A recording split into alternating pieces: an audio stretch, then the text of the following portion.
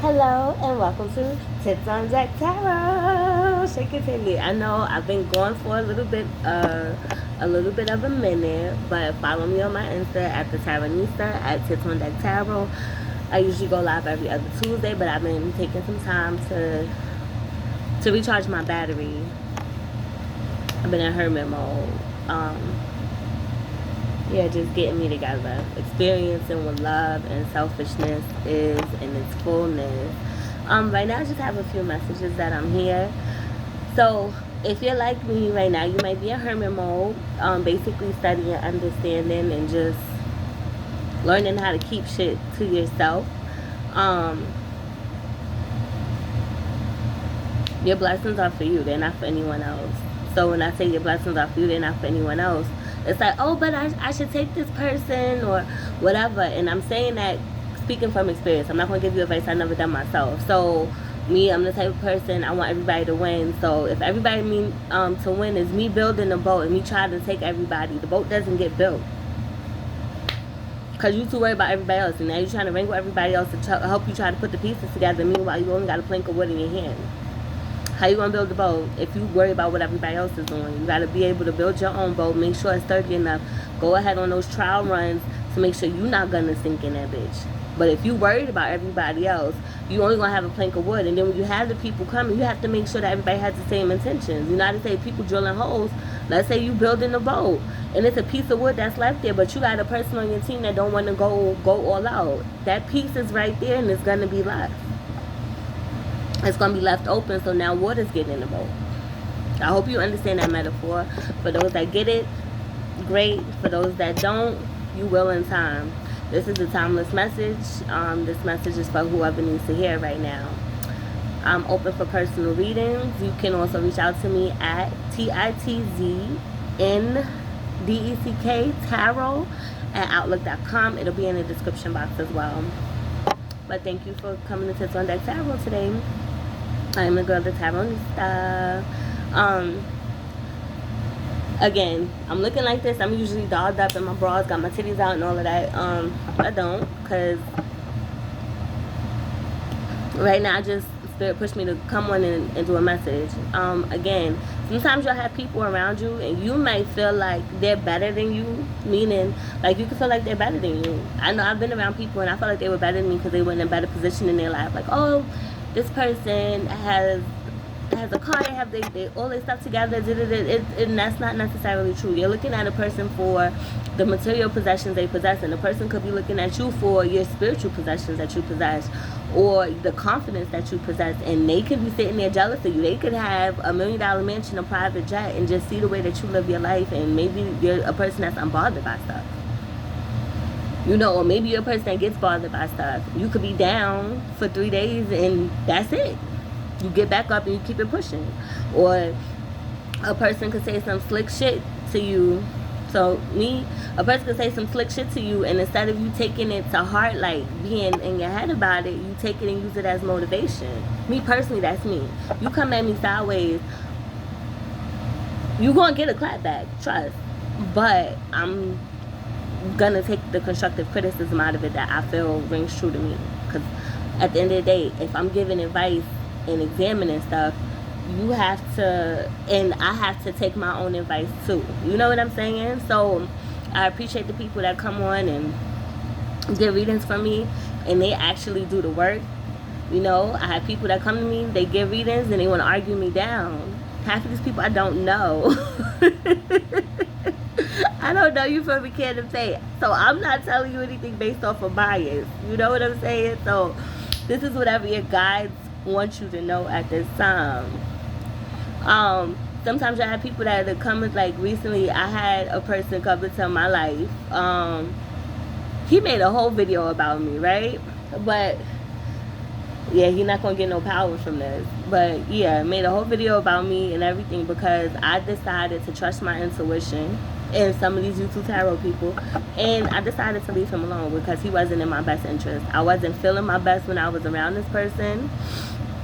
Meaning, like, you have some people and it's like, oh, I'm gonna speak life into you. Me, I'm the type of person, I'm gonna speak life into you, I'm gonna help you, and I'm gonna I'm gonna help you. I'm gonna give you the best advice that I can or whatever. But again, if you come at me, I'm not gonna just sit there and be quiet. That's just not me. That has never been me. Sometimes I will, because it's like, what?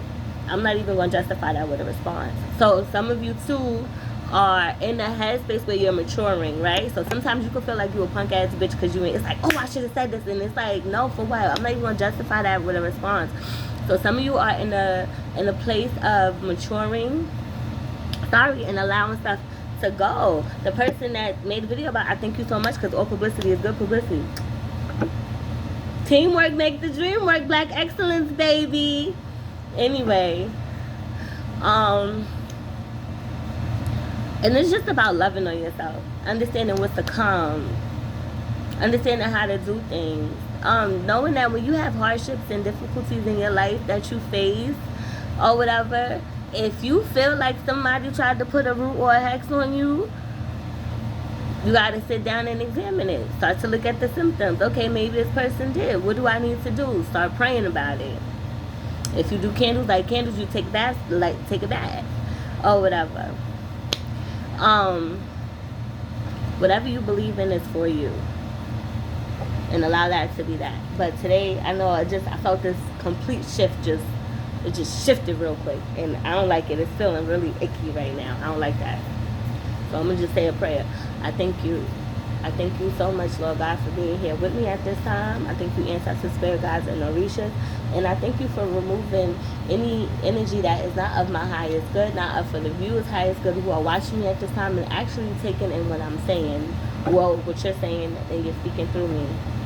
I thank you so much right now at this time for everyone's life. I thank you for my life, and I thank you for removing whatever this icky energy is. I thank you for getting the fuck on.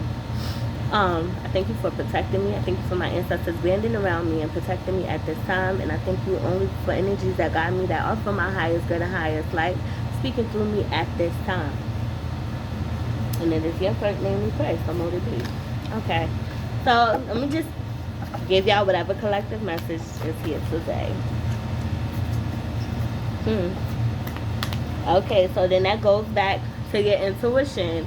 So some things are, again, keeping secrets at this time, right?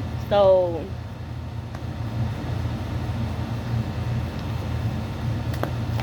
I'm sorry, I'm just looking at it.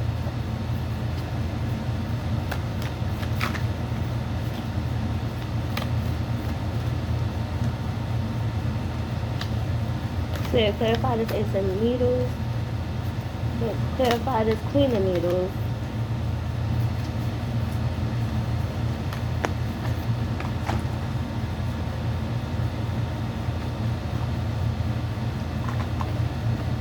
Oh, sorry. Right now I'm using the Nightmare Before Christmas tarot deck.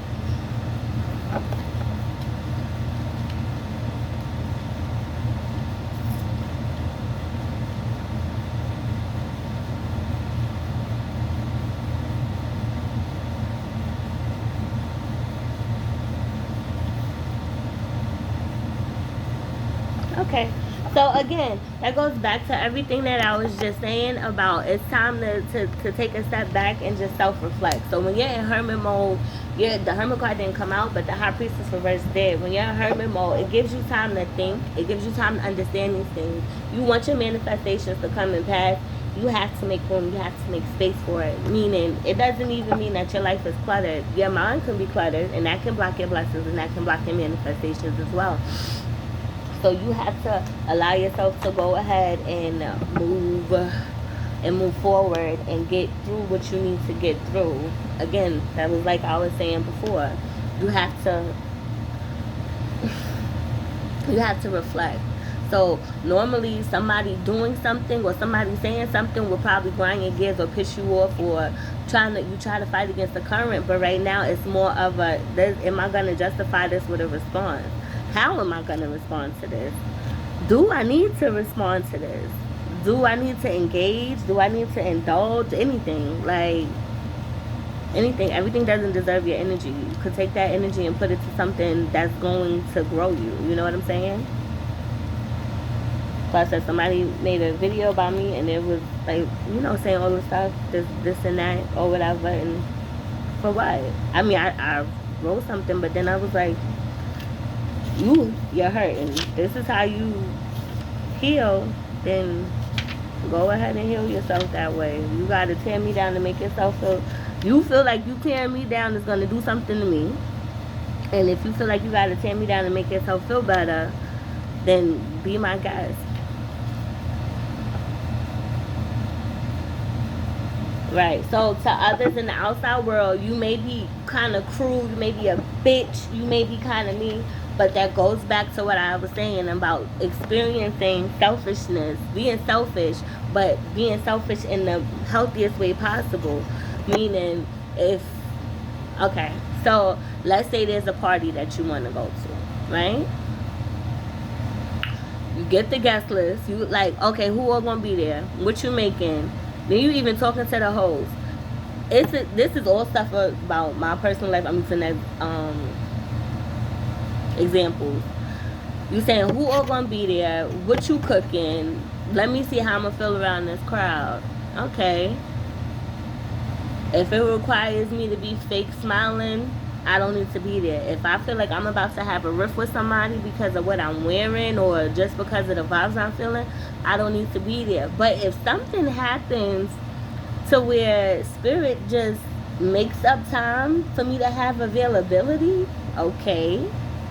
Makes up time for me to just get there out of nowhere. Everything is pointing, is pushing you there. Even if you don't have the best experience, you're there to experience something in a way where it's going to make you change the cycle in your life. It's going to make you repeat a pattern or get you to see the pattern that you're repeating and why, if you're paying attention. Because it's like, okay, well, God wanted me to be here, so why the hell am I here if I'm not having a good time? Because you need to see something.